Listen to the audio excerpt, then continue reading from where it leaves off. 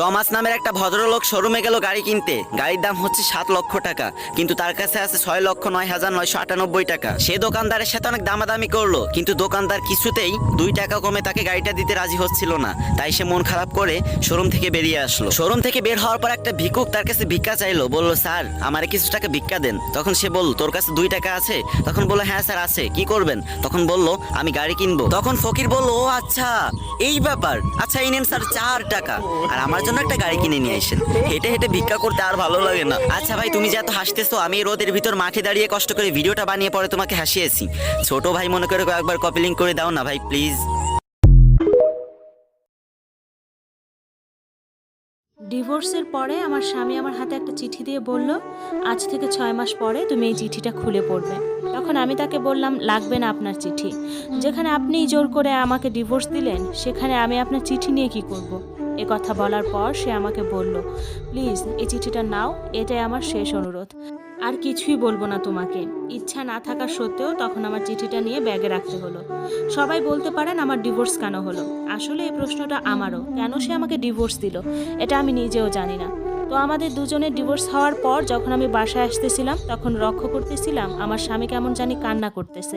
মনে মনে ভাবলাম, যা ইচ্ছা করুক তো, আমাকে নিজেই সে ডিভোর্স দিয়েছে। সে আমার স্বামী না, সে আমাকে ঠকিয়েছে। আজ থেকে ঠিক 4 বছর আগে আমি তার সাথে সম্পর্ক করে বিয়ে করেছিলাম, কিন্তু সে যে আমার সাথে এরকম করবে আমি কখনো ভাবতেও পারিনি।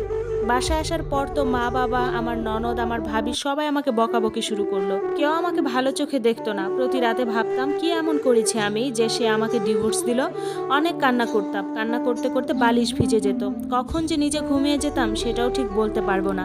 মাঝে মাঝে তো এমন হতো, জাগতে জাগতে ফজরের আজানও দিয়ে দিত।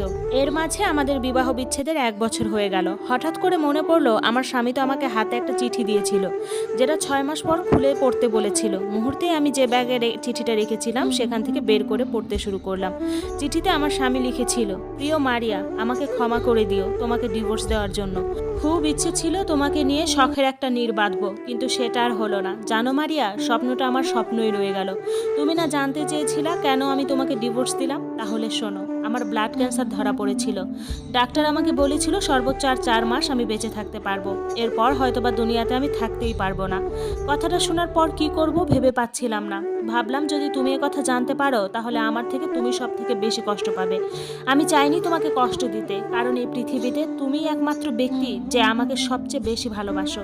সামান্য একটু অসুস্থ হলে তুমি দিনের পর দিন কান্না করো, একটু জ্বর হলেই তুমি কত রাত না ঘুমিয়ে আমার জন্য পার করেছো। আর যদি আমি আমার এই অসুস্থতার কথা বলি তাহলে তো তোমার জীবনটা অর্ধেক শেষ হয়ে যাবে।